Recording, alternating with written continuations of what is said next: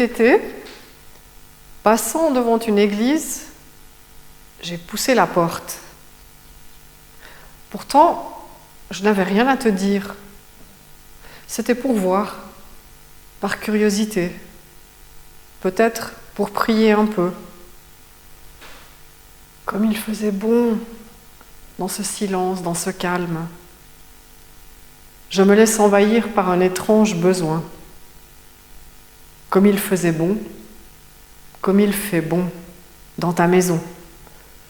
Bienvenue chez nous, chez vous, dans ces cultes que nous avons repris depuis la semaine dernière. Le Seigneur nous accueille, le Seigneur nous bénit, nous accompagne pour ce moment de culte.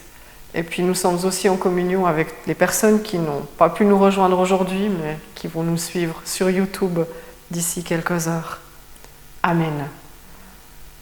Merci Christine pour la lecture du psaume 27.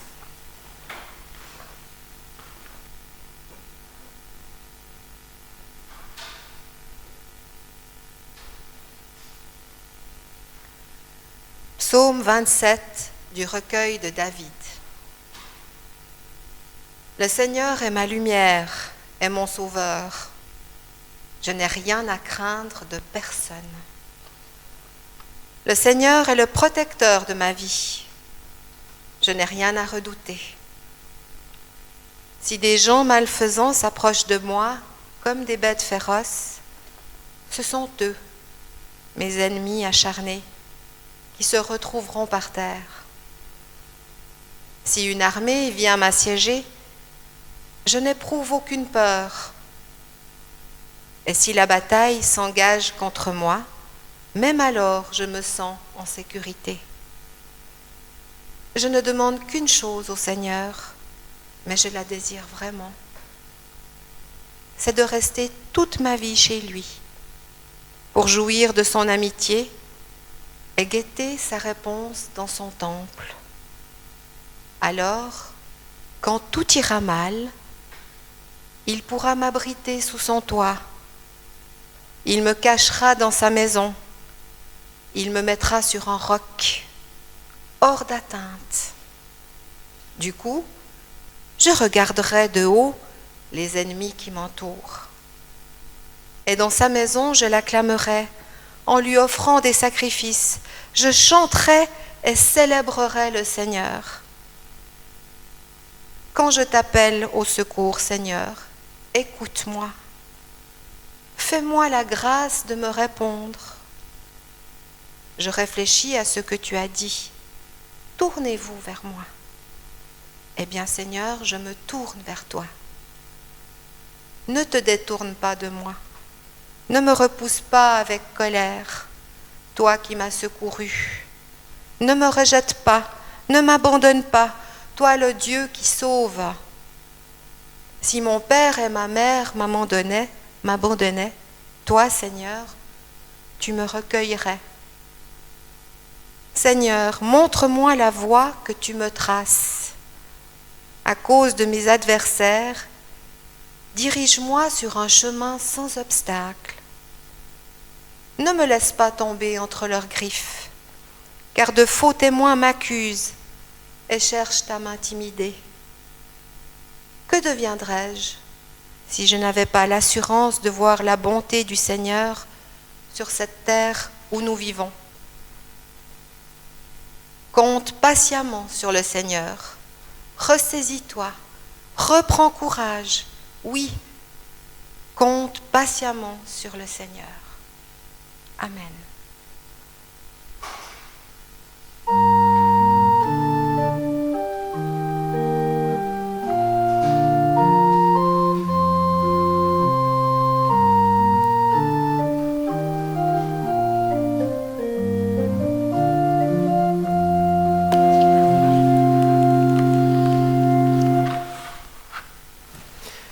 Tu es bien le Créateur, l'amour à l'infini, celui qui est, qui était, qui vient, celui qui est avec nous tous les jours.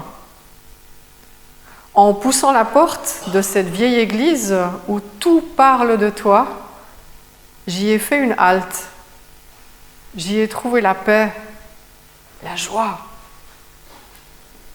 Merci Seigneur pour ton amour, cet amour infini.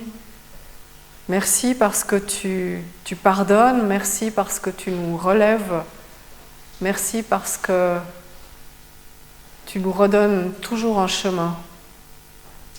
Seigneur, en écoutant ce psaume, je pensais à la Lectio Divina avec tout d'un coup des paroles comme un flash qui nous arrive grâce à ton esprit.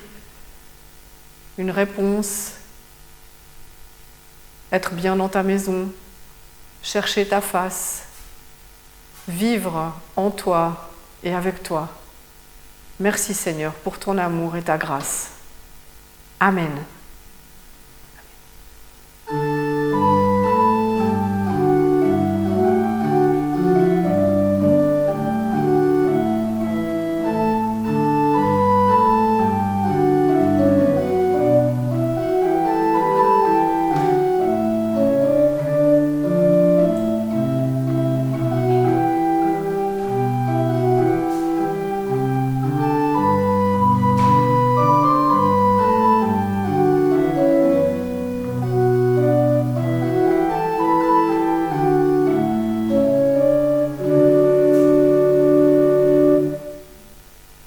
Nous allons écouter maintenant la lecture biblique dans la deuxième épître de Paul aux Corinthiens, au chapitre 13, les versets 5 à 13. Et ce sont les tout derniers versets de cette épître.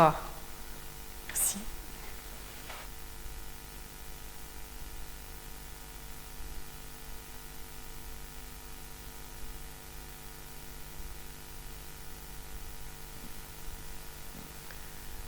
Mettez-vous à l'épreuve. Examinez-vous, même si vous vivez dans la foi. Vous reconnaissez que Jésus-Christ est parmi vous, n'est-ce pas? À moins que l'examen ne soit un échec pour vous. Cependant, je l'espère, vous reconnaîtrez que nous n'avons pas échoué, nous. Nous prions Dieu que vous ne fassiez aucun mal. Nous désirons non pas démontrer par là notre réussite, mais vous voir pratiquer le bien, même si nous semblons échouer. Car nous ne pouvons rien faire contre la vérité de Dieu. Nous ne pouvons qu'agir pour elle. Nous nous réjouissons quand nous sommes faibles, tandis que vous êtes forts. Par conséquent, nous demandons aussi dans nos prières que vous deveniez parfaits. Voici pourquoi je vous écris tout cela, tout en étant loin de vous. C'est pour ne pas avoir, une fois présent, à vous traiter durement avec l'autorité que le Seigneur m'a donnée, autorité qui a pour but de faire progresser votre communauté et non de la détruire. Et maintenant, frères, adieu. Tendez à la perfection. Encouragez-vous les uns les autres. Mettez-vous d'accord. Vivez en paix. Et le Dieu d'amour et de paix sera avec vous. Saluez-vous les uns les autres d'un baiser fraternel. Tous les croyants vous adressent leurs salutations. Que la grâce du Seigneur Jésus-Christ, l'amour de Dieu et la communion du Saint-Esprit soient avec vous tous. Amen.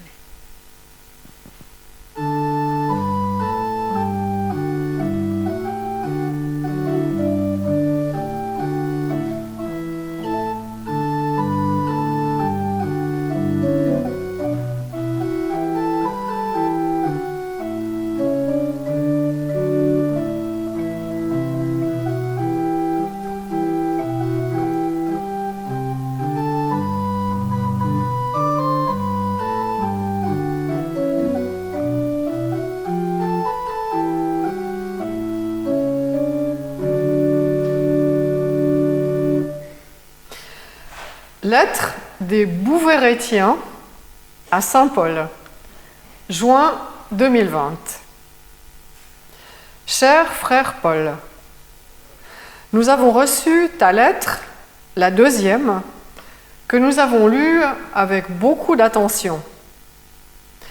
Elle est arrivée pile à un bon moment, parce que nous avions justement plein de questions à te poser.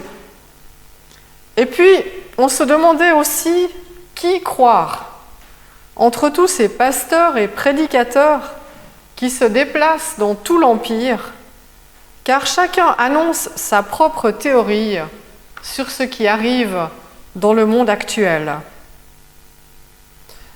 Tu nous as aidés dans les tribulations par lesquelles nous passons, et nous avons pu voir aussi combien il est important d'avoir des pasteurs fidèles, humbles, qui ne cherchent pas à dominer les autres et qui forment à leur tour des ministres engagés pour le Christ et pas pour eux-mêmes.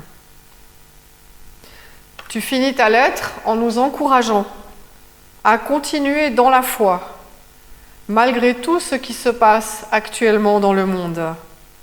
Guerre, persécution, maladie et faux prophètes qui annoncent la fin, alors que cela ne dépend que de notre Seigneur. Vraiment, tu as reçu un don à la fois pour nous consoler, nous encourager, nous dire nos 4 vérités dans l'amour et pour nous aider à vivre tout cela en communauté, malgré nos grandes différences. Dans ta première lettre, tu nous as fait voir combien l'amour doit être primordial dans toutes nos relations, car il est vraiment le don le plus excellent. D'ailleurs, ce texte est depuis très longtemps le premier au hit parade des textes choisis par les fiancés pour la cérémonie de leur mariage. Il a littéralement balayé celui qui ordonne aux femmes de se soumettre à leur mari. Ici, à la fin de ta lettre, tu nous exhortes à la joie, à la communion fraternelle, à vivre en paix les uns avec les autres, à nous saluer par un saint baiser de paix. On peut dire que ta lettre tombe à pic, parce que justement depuis des mois, nous avons vécu une situation qui nous a empêchés concrètement de vivre concrètement tout ce que tu nous recommandes. La joie, par exemple, elle n'a pas été au rendez-vous tous les jours. On peut dire qu'un vent de panique s'est abattu sur le monde et que la maladie a provoqué éloignement, décès et deuil, vécu dans la solitude, difficultés pour le travail, l'école, etc. Des familles entières ont vécu séparément, physiquement. Les grands-parents et petits-enfants n'ont pas pu être ensemble. Les malades n'ont pas pu recevoir de visite à l'hôpital. Les services funèbres ont été célébrés en catimini. Des gens ont été bloqués dans d'autres pays et ont eu toutes les peines du monde pour rentrer. Bref, tout a été chamboulé par un mini-truc invisible, mais qui pouvait atterrir dans n'importe quel endroit, à n'importe quel moment. Travail, école, loisirs, tout a été stoppé et redémarre maintenant. Et on ne sait pas si la normalité reviendra vraiment et si elle est souhaitable. Alors tu nous diras quelle est ta recette pour garder la joie dans ces moments si difficiles. Comment être joyeux quand le salaire a presque disparu, que les poursuites risquent de nous tomber dessus et qu'il faut faire la queue pour recevoir des aliments. Ensuite, tu nous dis de vivre en harmonie. Alors là, on peut dire qu'on a fait ce qu'on a pu pour rester en contact. Malgré l'éloignement des confinements, des quarantaines, le sentiment de communauté est resté très fort. Le mot que tu utilises nous permet de ressortir de ce temps avec de nouvelles forces. Mettre en ordre, arranger, former, préparer, organiser, tout ça en un seul mot. Ça, on a réussi à le faire dans nos appartements, ça n'a pas fait de mal d'attaquer les piles de désordre, trier vêtements et choses inutiles, mais on sait bien que tu ne nous parles pas que de ça.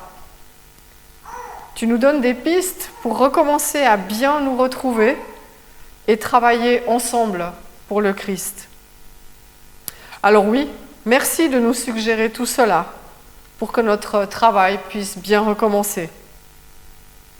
Dans ce déconfinement et ce travail qui reprend peu à peu, cela pourra nous aider à nous recentrer sur ce qui est essentiel dans la vie d'une paroisse. Annoncer le Christ, vivre dans l'amour, être solidaires les uns les autres. Merci aussi pour ton rappel de l'importance des dons, de travailler notre foi, d'alimenter notre vie intérieure, d'examiner si nous sommes dans la foi et si Christ est en nous. Quel beau programme! Tu nous dis aussi de nous consoler, comme tout au début de ta lettre, car nous avons vraiment besoin de cette consolation qui nous permet de redémarrer, malgré le deuil des personnes qui ne sont plus auprès de nous et ceux à qui nous n'avons même pas pu dire au revoir. Et puis tu nous dis aussi de nous saluer par un baiser de paix.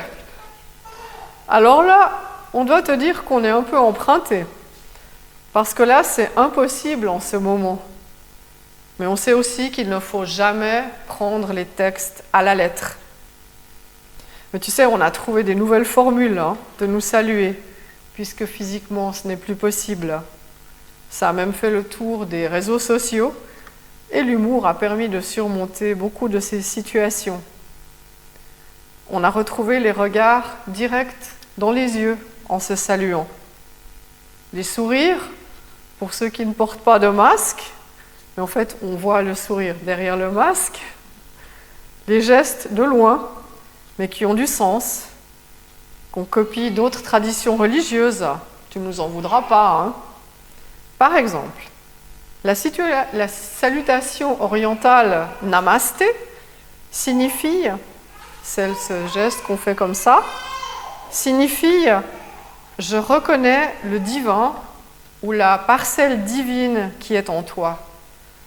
Cela veut dire que quand on salue quelqu'un par ce geste, on dit qu'il est infiniment plus qu'une personne, qu'il y a en lui, en elle, quelque chose de plus. On ne s'incline pas devant la personne, mais on voit en fait au-delà, plus en profondeur, ce qui l'habite vraiment. Parce que devant chaque personne rencontrée, notre premier geste, notre première attitude est celle de la paix et de la bienveillance. Certaines personnes ont grandi dans la méchanceté et ont développé une peur des autres et sont dans la méfiance de ne pas savoir s'ils seront acceptés comme ils sont. Alors si notre accueil est cette attitude de sourire, de bienveillance, ils se sentiront en sécurité dès le premier regard, qui est au fond celui du Christ sur chacun de nous. Ce regard de paix, de grâce, c'est ce que tu nous rappelles en finissant ta lettre. La grâce du Christ, l'amour de Dieu, la communion de l'Esprit Saint. En nous, avec nous et avec le monde entier. Alors tu vois, frère Paul, ce que ta lettre peut encore nous inspirer ce matin pour notre vie personnelle et communautaire. On n'a pas toujours tout compris ce que tu voulais nous dire. Même Pierre, dans une de ses lettres, a dit une fois que tu écrivais des choses compliquées. Mais on te dit merci pour cette lettre. Et puis, même si on n'arrivera pas à se voir ici-bas, on aura toute l'éternité pour que tu continues à nous expliquer tout ça en détail. Blessings. Amen.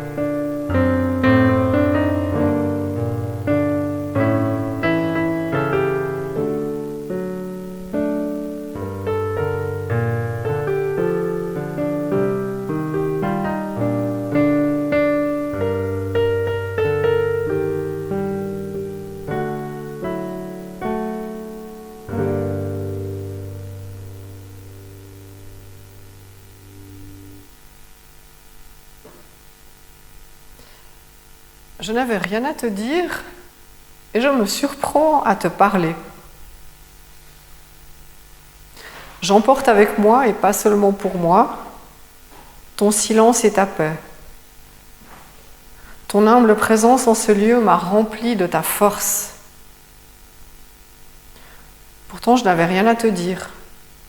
Mais l'autel, les bancs vides, me parlaient des hommes et des femmes absents qui viennent prier à d'autres moments, d'autres jours. Parce que pour eux, pour elles, tu es certainement le Dieu de la vie, le Dieu de l'amour. Maintenant, j'en suis sûre, cette Église vit de toi. Seigneur, nous voulons t'apporter aujourd'hui les personnes qui n'ont pas pu nous rejoindre, qui sont chez elles peut-être par peur de la maladie ou qui sont en attente d'opération, en convalescence, qui sont au loin. Nous voulons te les apporter. Nous t'apportons aussi nos familles que nous n'avons peut-être pas pu voir depuis des mois. Nous t'apportons les malades. Nous t'apportons les enfants qui viennent de naître. Seigneur, nous avons la confiance dans ton amour, dans ta grâce, dans ta paix. Et nous te disons, notre Père, qui es aux cieux, que ton nom soit sanctifié, que ton règne vienne, que ta volonté soit faite sur la terre comme au ciel. Donne-nous aujourd'hui notre pain de ce jour. Pardonne-nous nos offenses, comme nous pardonnons aussi à ceux qui nous ont offensés.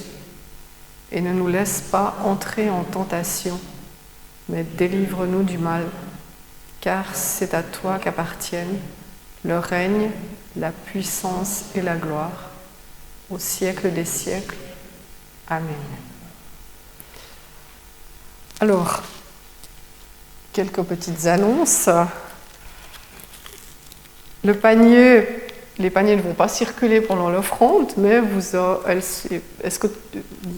le panier est au fond c'est le porte-parapluie, je crois, oui, dans une corbeille. Donc vous pouvez déposer votre offrande à la sortie. Merci. Ensuite, nous avons reçu, c'est Johanna, je crois qu'il les avait apportés, nous avons reçu des petits verres pour la Sainte Seine. Donc la semaine prochaine, nous allons célébrer la Sainte Seine avec toutes les normes sanitaires, on ne dit pas les gestes barrières, hein, mais voilà, toutes les normes sanitaires qui sont les recommandations donc, au niveau sanitaire. Ce soir à 19h, prière de Thésée. On ne pourra pas chanter, mais les personnes qui ont préparé la prière donc, ont choisi des chants qui seront passés sur CD. Il y aura quelques lectures, donc à 19h. Mardi matin, la prière des mères, en principe chez Heidi. À 10h chez Heidi. Vous pouvez demander l'adresse à Fabienne. Mardi soir et jeudi soir, nous aurons les inscriptions pour le caté. Mardi soir, ici à 19h30, pour les élèves de 8H qui seront l'année prochaine en première année du CO, en 9 CO. Et puis jeudi,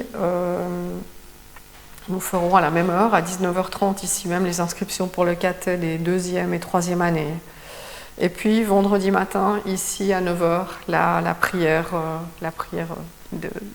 hebdomadaire qui recommence. Donc dimanche prochain, nous aurons le culte avec la Sainte Seine. Nous avons reçu un feuillet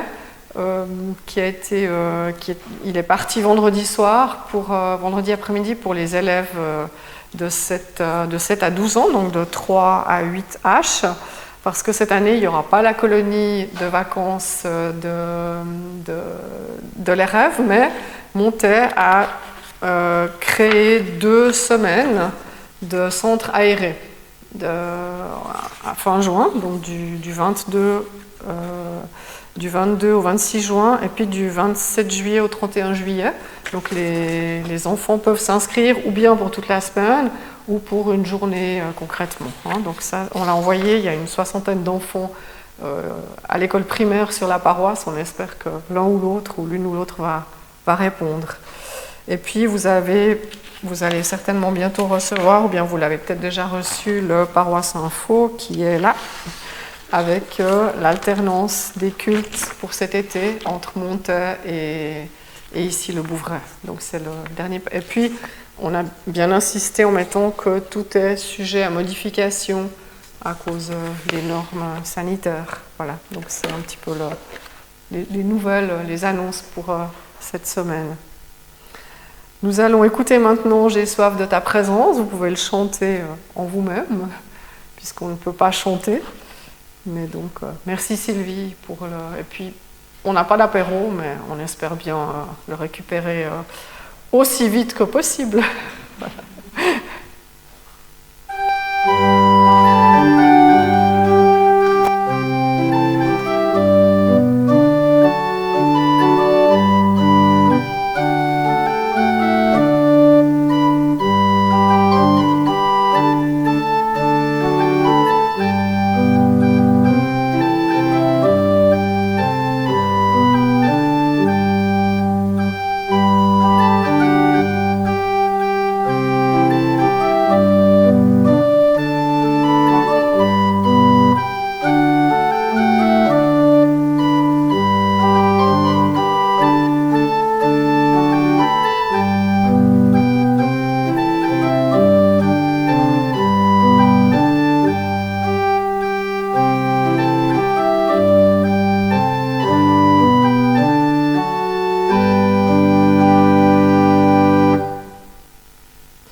Je reprends juste le début et la fin de ce petit texte qui s'appelait « Je n'avais rien à te dire », un texte anonyme. Cet été, passant devant une église, j'ai poussé la porte.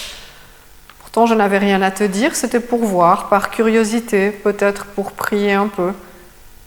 Comme il faisait bon dans ce silence, dans ce calme, je me laisse envahir par un étrange besoin, comme il faisait bon dans ta maison. Tu m'as accueilli. Je t'ai rencontré. Maintenant, je suis sûre, tu restes avec nous tous les jours. Et je vais le dire à mes frères, à mes sœurs. Quelle joie! S'ils pouvaient un jour aussi, comme moi, rencontrer ta présence. Allons dans sa paix, allons dans sa joie. Allons dans son espérance, aujourd'hui et toujours. Amen.